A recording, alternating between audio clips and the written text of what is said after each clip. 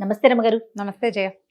రమగారు, ఎప్పుడు స్టోరీలు చెప్తూ ఉంటారు. అనేక రకాలైన హెల్త్ టిప్స్ కానీ టెంపుల్స్ సంబంధించి రకరకాల, అసలు ఇది మాట్లాడుకుంటున్నాం ఇది మాట్లాడుకోవట్లేదని లేదండి రమగారు. మన ఇద్దరం అన్ని మాట్లాడేసుకుంటున్నాం. కింద కామెంట్స్ కూడా వచ్చేస్తున్నాయి, ఇది కూడా మీరు మాట్లాడేస్తారా, ఇది కూడా మీరు చెప్పేస్తారా అని. మీరు డాక్టరా? మీరేం పట్టించుకోవద్దు రమగారు, అసలు అలాంటివి పట్టించుకునే వద్దు. మనం డాక్టర్ని కాదని ఏమీ మాట్లాడట్లేదు, మీకున్న అనుభవాన్ని చెప్తున్నారు. అయితే ఈ రోజు నాకు ఏం అడగాలనిపించిందంటే, 30 నిమిషాలలో నొప్పి లేకుండా వేడికోస్ వెయిన్ చికిత్స ఆవేశ హాస్పిటల్ హైదరాబాద్. అసలు మార్నింగ్ నుంచి నైట్ వరకు మీ దినచర్య ఎలా ఉంటుంది, ఏం చేస్తారు? అందరిలాగానే ఏముంది. నాకు ఇన్ని స్టోరీస్ చెప్తారు కదా, నేను ఎప్పుడూ మీకు కెమెరా లేకుండా అడుగుతాను, ఆఫ్ స్క్రీన్ అడుగుతాను కదా, ఇప్పుడు ఆన్ స్క్రీన్ అడుగుతున్నా. ఇన్ని స్టోరీస్, ఇన్ని టాపిక్స్, మీరు ఎంత వర్క్ చేయాలి ఇంట్లో కదా, చేయాలి. టైం ఎలా మేనేజ్ చేస్తారండి? ఇంట్లో మనకి పనులు ఉంటాయి, పిల్లలు మగపిల్లలు, వంట కానీ మీకు పెద్దగా హెల్ప్ఫుల్గా ఆడపిల్లలు ఉన్నంత కాదు కదా. అసలు మార్నింగ్ ఆడపిల్లలు ఇవన్నీ కాదు రమ్మగారు, మార్నింగ్ నుంచి చెప్పండి, అసలు మీరు ఏం చేస్తారు, ఎన్నింటికి లేస్తారు? 6:30, 7 మధ్యలో. ఇది వరకు బాగా ఎర్లీగా లేచేదాన్ని జయ. ఒక సంవత్సరంన్నరగా కొంచెం హెల్త్ డిస్టర్బ్ అయింది. మెనోపాజ్ ఇష్యూస్ వస్తాయి. నా ఏజ్ వచ్చేసరికి న్యాచురల్లీ వచ్చేవి, అందరికీ వచ్చినట్టే. అయితే వాటిని బీట్అవుట్ చేస్తూ ఉంటాను నేను. మామూలుగా ఈ స్టేజ్లో అందరికీ డిప్రెషను, విసుగు, జీవితం మీద చిరాకు, పక్కనున్న మనుషుల మీద ఇష్టాలు, విసుగు చాలా వస్తాయి. నాకు కూడా వస్తుంటాయి. ప్రతిసారి దాన్ని రాత్రిపూట దాన్ని తోసేస్తానన్నమాట. కాస్త ఎక్కువ బాగా నిద్ర పట్టకపోతే, రాత్రి బాగా పడుకోలేదు, మధ్యలో మెలకు వచ్చేస్తే కొంచెం లేటు, బాగా నిద్ర పట్టేసిందంటే 6, 6:10, 6:05 అలా లేచేస్తాం. ఓకే. అయితే ఇది వరకు చేసేవాళ్ళం కాదు, కానీ ఇప్పుడు ఫోన్లు చూసుకునే గోల ఒకటి ఉంది కదా. ఈ పొద్దున్నే 6ంటికి లేచి ఫోన్ మాత్రం తీయను నేను. 6 గంటలకు లేస్తే ఏదో ఒక తలుపు తీసి కాస్త గాలిని ఆస్వాదించడం ఒక 2 నిమిషాలు. అమ్మయ్య దేవుడా, ఇవాళ మంచి అవకాశం ఇచ్చావు. ఈ వాక్యం అనుకోకుండా రోజు మొదలు పెట్టినాం. అవును, మంచం నుంచి దిగటమే నేను కృష్ణ, రామ, కృష్ణ, పరంధామ, పరమాత్మ ఒక 6, 7, 8 పేర్లతోటి పిలిచి ఈరోజు మళ్ళీ మంచం నుంచి హాయిగా కాళ్ళు కింద పెట్టే అవకాశం ఇచ్చినందుకు దేవుడికి ఒక దండం పెట్టుకుంటాను. ఈ చేతులు చూసుకునే అలవాటు అవి నాకు లేవు. నేను చెప్పాను కానీ నేనేం చెయ్యను. అదే, నేను మాత్రం దేవుడికి విభవనామాలతో, ఖచ్చితంగా భగవన్నామాలతోటే లేస్తా. అది బాగా చిన్నతనం నుంచి అలవాటు. చిన్నప్పుడు అట్లా అనిపించేది కాదు, పేర్లు తలుచుకుంటూ లేచేదాన్ని. ఇప్పుడు మళ్ళీ నేను ఫ్రెష్గా లేచే అవకాశం ఇచ్చినందుకు, నిద్రలోనే పంపించేయకుండా అలా అనిపిస్తుంది అనమాట. కాదు రమ్మగారు, ఇంట్లో అమ్మ వాళ్ళు చేయటం మీకు అలవాటా, లేకపోతే అక్క వాళ్ళ దగ్గర నుంచి ఎట్లా మీరు పెరిగిన కొద్దీ నేర్చుకున్నారా ఈ అలవాటు? అంతే.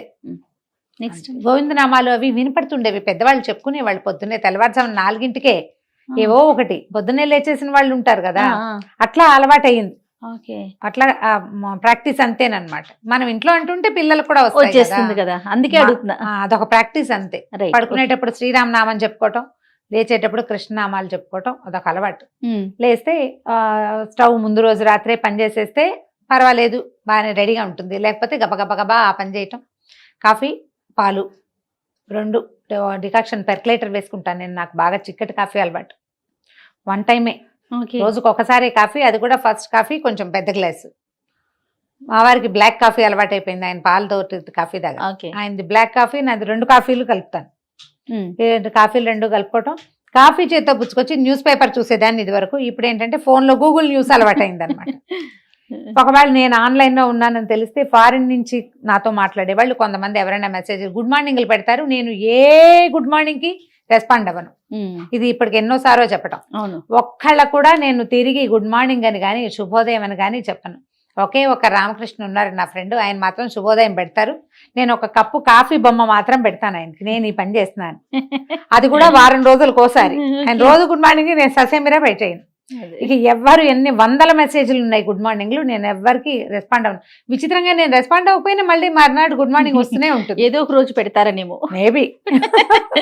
అంటే మీరు ఫోన్ చూస్తున్నారని మాకు తెలిసిందని చెప్పడం అనమాట. ఈ ఫోను, కాసేపు న్యూస్ చూడడం, ఈ కాఫీ అయ్యాక ఇంకా లేచి వంటింట్లోకి వెళ్తాం. రకరకాల పనులు, రిపోర్ట్కి టిఫిన్ ఏమిటి, దేవుడి పాత్రలు ఒకటి తోము పెట్టుకోవటం. రోజు అదొక ప్రోగ్రామ్ ఉంటుంది. వారికి పంచపాత్ర అవి తోమటం, నాకు దీపారాధన కుందులు నావి నేను గడికి పెట్టుకోవటము. ఇంకేమైనా చిన్న చిన్న పనులు, రాత్రి మడత పెట్టి మా కుర్చీలో పెట్టేస్తుంది మా సత్యవతి బట్టలు, అవి సర్దటం. ఇది రోజు చేయను. ఇది అసలు రొటీన్ కానే కదా. ఆ కుర్చీకేసి చూస్తుంటాను, అబ్బా ఈ బట్టలు సర్దాలి అని. విసుగొస్తుంది, కుర్చీ నిండిపోతుంది కదా, అప్పుడు సర్తాను అనమాట. నేను మానేసే పనులు చాలా ఉంటాయి, అందుకని నేను చదవగలుగుతా. టైం సరిపోదు కదా. సరిపోదు, బుర్ర ఎంతసేపు వీటి మీద ఆలోచిస్తూ ఉంటుంది. బట్టలు సర్దుకుందాం, ఇల్లు సర్దుకుందాం పెట్టుకుంటే ఇంకేం ఆలోచించలేం, వీటి మీదకి వచ్చేస్తుంది కదా ప్లానింగ్. దీని తర్వాత ఏముంది, ఇంకా బ్రేక్ఫాస్ట్ చేయటం, ఏదో ఒకటి ఏర్పరచడం, స్నానం చేసి రావటం, ఈ లోపల ఆయన పూజ చేసుకుంటారు. మా పిల్లలు పొద్దునే లేచి భోజనాలకి పాలకి వెంటపడే ఏజ్లు దాటేశాం కదా. ఇదివరకటి రోజుల్లో పరుగు వేరు, ఇదివరకు ఉన్నంత తాపీగా అసలు అప్పుడు ఎంత పని చేసేదాన్ని, ఇప్పుడు చాలా తాపీగా ఉన్నాను. పిల్లలు పెద్దవాళ్ళు అయిపోయారు, వరుస పనులు. అవును, ఒకవేళ షూట్కి రావాలంటే దీని ఏర్పాట్లు, చీరలు తీసి పెట్టుకోవటం. మా టీవీ షూట్ అయితే ఇంకా అది ఇంకో ప్రత్యక్ష నరకం. 10 ఎపిసోడ్లకు 8 ఎపిసోడ్లకు సరిపడా చీరలు తీసి పెట్టుకోవటము, వాటికి ఏదో కొంచెం మ్యాచింగ్ గాజులు. నేను పెద్దగా గాజులు వేసుకోవట్లేదు కదా, వాళ్ళకి కొంచెం ఇది వరకు బాగా డివోషనల్ కంటెంట్ కదా, కంటెంట్ అది కదా, దానికోసం మీరు ఇంత సింపుల్ గా ఉండటానికి అవకాశం ఉండదు. సో అవి సర్దుకోవటం. ఒకవేళ మా టీవీ షూట్ గనక నేను వెళ్లాల్సి వస్తే మార్నింగ్ బిలో 8 కంటే ముందే వంట మొదలు పెట్టేసుకుంటాను. బై 9:30 వంట చేసేసి నాకు ఒక 3 బాక్సుల్లో అన్నం, కూర, పులుసు అవి సర్దేసుకుని పెట్టుకుంటే 9:30 కార్ వస్తుంది. ఇది ప్రతి వారంలో ఒక రోజు ఖచ్చితంగా ప్రోగ్రామ్. ఇది మిగతా ఒక 2-3 రోజులు నాకు ఇస్తారు. నీకు ఇచ్చే 2-3 రోజులు నువ్వు మార్నింగ్ 11కి పిలిస్తే అప్పుడు రన్నింగ్ రేసే 8ంటికి వంట. అవును. నువ్వు మధ్యాహ్నం పిలిచావనుకో అప్పుడు కొంచెం వంట స్లోగా చేస్తా. నాకేంటంటే వంటకి 1 అవర్ మించి అక్కర్లే. 3 పదార్థాలకి పప్పు, కూర, చారు, లేదా కూర, ముక్కల పులుసు, పచ్చడి, వీటికి ఈ 3 పదార్థాలు మాకు సరిపడా రైస్కి నాకు 1 గంట చాలు. సూపర్. నేను బాగా స్పీడ్గా చేస్తాను. ఇప్పుడు నువ్వు ఛానల్లో నేను చేసే వంట కూడా అవునవునవును అట్లా అలవాటైంది. ముందుగా నువ్వు అనుకుంటారా రమ్మగారు రేపు ఇది అనేసి? అసలు లేదు. ముందుగా కూరలు తరిగి పెట్టుకోవటం. ఇప్పుడు ఒక 2-3 నెలల నుంచి మా సచివతి చాలా బలవంతంగా చిక్కుడుకాయలు, బెండకాయలు తరిగి పెట్టడం మొదలెట్టింది. ఫ్రిడ్జ్ లో ఉన్నాయని మర్చిపోయి మళ్ళీ కాయలు తీస్తుంటాను. నేను అలవాట్లేదు నాకు అట్లా, అప్పటికప్పుడు చేస్తాను. ఇదొక ప్రాక్టీస్. ఇప్పుడు ఈ ప్లాన్డ్ గా చేయటం ఒక పద్ధతి అయితే, ఏ ప్లాన్ లేకపోయినా ఏదో ఒకటి ఆ టైంకి చేసేయటం ఒక పద్ధతి. ఆ స్పీడ్ అలవాటు అయిపోయి అట్లా. నేను మా చిన్నకాయని చూసేదాన్ని జయ బాగా. మా ఆండక్క పని చాలా బాగుంటుంది, మంచి స్పీడ్. మా విజయకాయ పని కూడా చాలా స్పీడే. ఆండక్కది అన్ప్లాన్డ్ అయినా ఎంత పనైనా చేసేసే తీరనమాట. బాగా 5 ఏళ్ళు తనతో పాటు ఉన్నాను, వాళ్ళతో ఉన్నాను నేను. 6th to 10th క్లాస్ మా చిన్నకాయ దగ్గర ఉన్నా. అందుకని బాగా దగ్గర నుంచి చూడడం వల్ల ఇక ఏ పని చేసేయటమే, చేసి అవతల పారేయటమే తప్పిస్తే ఇక వెనక్కి చూసుకునే పని లేదనమాట. ఇది అయిపోతాం, బ్యాగులు చదువుకోవటం. ఇప్పుడు ఇందులో నా చదువు లేదు కదా ఎక్కడ. అవును. ఒకవేళ నేను షూట్ లేకపోతే 12-12:30కి వంట అయిపోతే ఏదైనా ఒక పుస్తకం పుచ్చుకుని కూర్చుంటాను నేను. ఆ పుస్తకాల్లో కథలున్నాయి, వ్యాసాలున్నాయి, పాతవి పురాణం, సీతగారివి ఇల్లాలు ముచ్చట్లున్నాయి, మాలతీ చంద్ర వంటలు, పిండి వంటలు ఉంటాయి. తర్వాత ఏమో శ్రీరమణ గారివి మానవ సంబంధాలు, అలాంటి పుస్తకాలు కూడా ఇష్టం నాకు. అవి చదువుతుంటే ఏంటంటే నేను మాట్లాడడానికి నాకు ఒక కొత్త యాంగిల్స్ దొరుకుతూ ఉంటాయి. ప్రతిసారి మన యాంగిల్సే ఉండవు, నా ఆలోచనే కాదు. నా పద్ధతి ఏంటంటే ప్రతిసారి నేను కొత్తవి చదివినప్పుడల్లా నా ఆలోచన సాధారణంగా నేను నా ఐడియాస్ కొత్త దారులు వెతుకుతూ ఉంటాను, అందులోకి వెళ్తాను అండ్ దాన్ని అప్లై చేయడానికి ట్రై చేస్తాను. అది నేను అందరికీ చెప్తాను కూడా. మనిషి నిత్యము విద్యార్థిగానే ఉండాలి. నా పందా ఇంతే, నేను ఇంతే చేస్తా, నా పద్ధతి ఇదే అనడానికి వీల్లేదు. అది ఆ పందా ఎప్పుడు కుదురుతుంది? మనం ఉప్పేసి కారం వేసి చారపడేస్తాను చూడు, అక్కడ కుదురుతుంది నీ సొంత పందా. కానీ లైఫ్ లో కుదరదు. ఎందుకంటే లైఫ్ ప్రతిరోజు ఏదో ఒక కొత్త దాన్ని మనకి నేర్పిస్తుంది. మనకు అసలు తెలియని ఒక కొత్త కష్టాన్ని మన మీద పడేస్తుంది. మందే కాకపోవచ్చు అది, అవును, చుట్టుపక్కల వాళ్ళది కూడా. ఏదైనా ఒక కొత్త సమస్య వస్తే how to deal with that అనేది మనకి తెలియాలి కదా. బుక్స్ చదవటం వల్ల చాలా విషయాలు తెలుస్తాయి, చాలా కొత్తవి టాపిక్స్ రేజ్ అవుతా ఉంటాయి. ఇది కూడా మాట్లాడొచ్చా, ఇది కూడా ఉందా అనే విషయం అర్థమవుతుంది కదా రమ్మ గారు. ఇప్పుడు పుస్తకంలో ఫోన్ లో కొన్ని యాప్స్ ఉన్నాయి, అవును, దాంట్లో నుంచి కథలు చదువుకుంటా. ఓపెన్ గా ఉన్న పుస్తకాలు చదువుతాను. షూట్కి వస్తే ఎట్లాగూ సాయంత్రం దాకా ఇక్కడే సరిపోతుంది. అవును, మళ్ళీ ఇంటికి వెళ్తే రాత్రి వంట చాలా సింపుల్. నా తిండి చాలా తక్కువ కదా, అవును, నేనేదో కొంచెం తింటాను. ఒక రోజు తిన్న కూడా ఈవినింగ్ ఏదైనా స్నాక్ లాంటివి తింటే రాత్రికి జంపే. ఆయన వాళ్ళకి భోజనం, మాకేంటంటే వారికి వేరు, పిల్లాడికి వేరు. పిల్లలు అన్నం తింటారు, ఆయనకి రొట్టెలు కావాలి. ఈ 2 చేస్తాను. ఇది ఏళ్ల తరబడి అట్లా అలవాటైపోయింది. ఏదో ఒకటే చేయటం లేదు. కాదు రమ్మగారు, ఎంత లేట్ అయినా మళ్ళీ మీరు వెళ్ళి చేయాల్సిందే వంట. రాత్రి 10ంటికి వెళ్ళినా నేను చపాతీలు చేయవలసిందే. మేము ఎగ్జిబిషన్కి వెళ్ళి తిరిగి వచ్చి మళ్ళీ ఇంటికి వచ్చి చపాతీలు చేసుకుంటాం. అట్లా అయితే ఒకటి ఉంది, చపాతీల్లోకి కూరే కావాలన్న నియమం లేదు. బెల్లం పాకం, ఓకే, ఖర్జూరాల పాకం, అది కాకపోతే ఫ్రూట్ జాము, అది కూడా మా వారికి నడుస్తుంది. ఓకే, కాబట్టి కూర కంపల్షన్ లేదు కదా, రొట్టెలే కంపల్సరీ. పిల్లలకి ఏదైనా కూర వేపడో ఏదైనా చేయాల్సి ఉంది. ఇవి ఏంటంటే స్పీడ్ గా చేసి పారేసే అలవాటు వల్ల ఇది కుదురుతుంది. అవునవును, అలవాటు వల్ల, ముఖ్యంగా అలవాటు వల్ల. తర్వాత సాయంకాలం 9:30 అవ్వగానే 9:30 మళ్ళీ అగైన్ పుస్తకం. మళ్ళీ 9:30 పుస్తకం పట్టేసుకుంటారు. ప్రతి రోజు 9:30కి ఏదర్ ఫోన్ లో లేదా పుస్తకంలో పెట్టుకోవాల్సింది. ఎన్నింటి వరకు ఉంటున్నారండి నైట్? 11. ఆ 9:30కి వచ్చే నాకేమన్నా కాల్స్ వచ్చినా, కొన్ని కౌన్సిలింగ్ కాల్స్ ఉంటాయి కదా, ఈ కౌన్సిలింగ్ కాల్స్ ఉన్నప్పుడు ఇక పుస్తకాలు క్యాన్సిల్. ఆ కాల్స్ ఏవో చూస్తా సొంతంగా. నేనే మామూలుగా ఫోన్ ఓపెన్ చేశాను అనుకో, ఎవరో మెసెంజర్లో ఐడియాలు అడుగుతుంటారు, ఇప్పుడు ఇలా ఉంది పరిస్థితి, ఏం చేయాలి, కొంచెం అడుగుతారు కదా. ఈ అడిగిన వాళ్ళకి సమాధానం చెప్పి కొంతమందితో ఎలాబరేట్గా మాట్లాడాల్సి వస్తుంది. కొంతమంది వాయిస్ మెసేజ్ ఇది వరకు టైప్ చేసేదాన్ని, నాకు కూడా విసుగు పుట్టింది. పర్వాలేదులే, వాళ్ళు కావాలంటే ఎవరికైనా దాన్ని పంపించుకుంటారు. అవునవునవును, అలా అనుకుని ఇప్పుడు అందరికి వాయిస్ మెసేజ్లే. భలే హ్యాపీ అనిపించేస్తుందండి, ఈజీగా ఉంటుంది. వాళ్ళకు కూడా ఒక సాటిస్ఫాక్షన్ ఉంటుంది, అడిగాము అమ్మ ఆన్సర్ చేశారు అని ఒక సంతోషంగా ఉంటుంది కదా. సో ఇవి చేయటం. ఇందులో సెల్ఫ్ గ్రూమింగ్కి ఒక పొద్దున 10 నిమిషాలు, సాయంత్రం 10 నిమిషాలు ఖచ్చితంగా కేటాయిస్తాను నేను. ఎక్సర్సైజ్ ఏదైనా ఒక చిన్నది. బాగా ఫుల్ యోగాలు చేయట్లేదు ఇప్పుడు, ఓపిక తక్కువ, విసుగు, ఇవన్నీ చేయలేక ఇవన్నీ ఎవరు చేస్తారా దేవుడా అనిపిస్తుంది. 10 నిమిషాలు ఖచ్చితంగా మార్నింగ్ ఎక్సర్సైజ్. మీ పర్సనల్ కంటూ ఉంచుకునేది మార్నింగ్ ఒక 10 నిమిషాలు, సాయంత్రం ఒక 10 నిమిషాలు. పుస్తకాలు అని కూడా నా పర్సనల్ థింగేగా. పర్సనల్ అనుకుంటారా రమ్మ? అంటే ఇప్పుడు కాదు రమ్మ గారు, మాకు వచ్చి చెయ్యకపోయినా, మీడియా కాకపోయినా మీరు పుస్తకాలు చదివే పద్ధతి ఇదేనా పందా? మరి నేను చదవకపోతే నాకు ఇన్ని విషయాలు ఎలా తెలుస్తాయి? ఇవాళే తెలుసుకున్నానా? నేను ఏదైనా కొత్తగా తెలుసుకున్న మ్యాటర్ లాగా అనిపించదండి, అసలు ఆలోచనే లేదు. ఎప్పుడు పుస్తకాలు ఉన్నాయి జయ నా జీవితంలో. నా 5వ ఏట నుంచి పుస్తకాలు. నేను స్కూల్కి వెళ్ళడం మొదలెట్టడానికి ముందు నుంచే చందమామ ప్రవేశించింది నా జీవితంలోకి. ఎప్పుడు బుక్స్ ఉన్నాయి. పుస్తకాల వల్ల నేను ఎన్నో దొంగతనాలు, పొరపాట్లు కూడా చేసే చిన్నప్పుడు. పుస్తకాలు పిచ్చి, అంత పుస్తకాలు పిచ్చి నాకు. మా ఇంట్లో ఉన్న పుస్తకాలు కాదు, అది ఎక్కడైనా పుస్తకం దొరికితే చదివేసేయటమే, అద్దెకి తెచ్చుకుని చదివేయటం, లైబ్రరీకి వెళ్తే చదివేయటం, ఎప్పుడు చదివే. మార్నింగ్ నుంచి ఇంకా 11కి పడుకుంటారు అనుకుందాం, మళ్ళీ రొటీన్ అంతేగా, అంతే. ఇంకా ఇదే జరుగుతుంది, పెద్దగా మార్పులే మార్పులు. ఏదైనా బజార్ వెళ్ళటం, ఆ పూట సాయంకాలపు చదువులు గిదువులు ఏమి ఉండవు, ఎవరింటికైనా వెళ్తాం, ఆ పూట ఆ టైము దొరుకుతుందా మీకు? అది నా ప్రశ్న. కొంచెం తక్కువే చేయాలి కదా. నేను ఇదివరకు రెగ్యులర్ గా వారం రైతు బజార్ వెళ్ళేదాన్ని.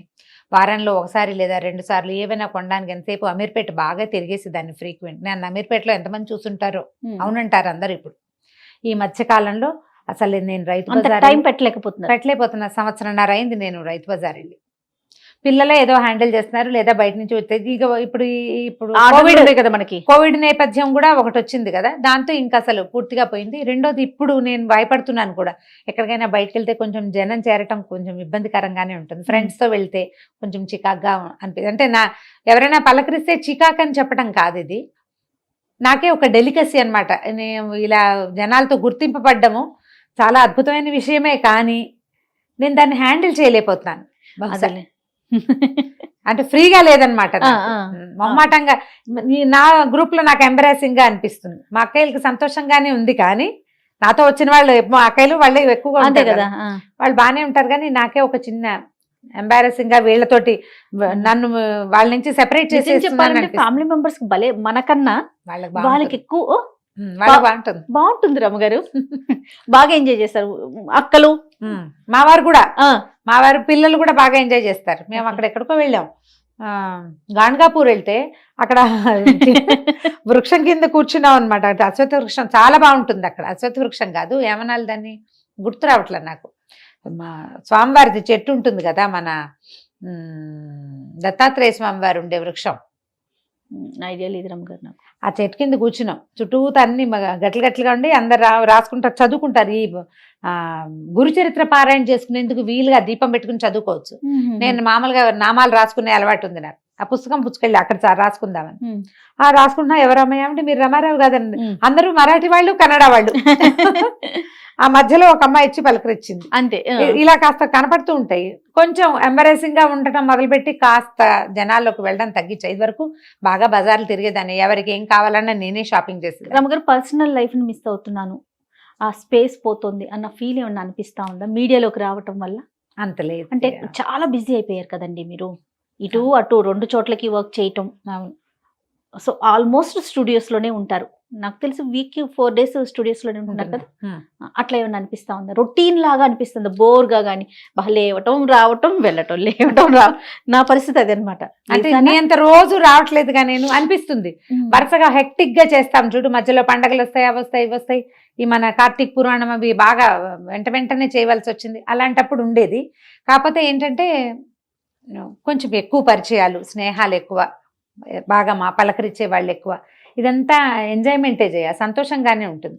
అండ్ మోర్ ఓవర్ ఏంటంటే మనం కాలక్షేపానికి లేదా ఏదో ఒక అలవాటుగా చదువుకునే విషయం ఒక నలుగురికి ఉపయోగపడుతుందంటే అది ఎక్కువ సంతోషాన్ని ఇస్తుంది.